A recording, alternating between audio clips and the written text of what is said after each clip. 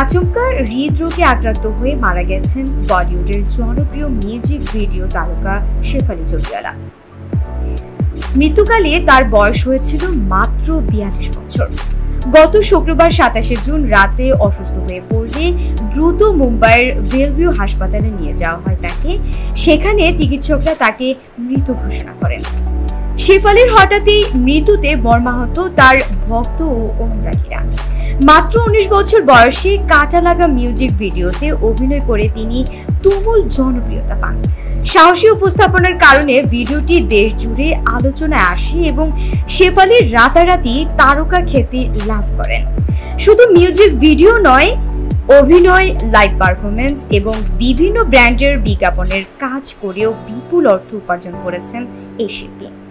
ভারতীয় সংবাদ মাধ্যমের তথ্য অনুযায়ী শেফালির মোট স্থাবর ও অস্থাবর সম্পত্তির পরিমাণ প্রায় 7.5 কোটি টাকা।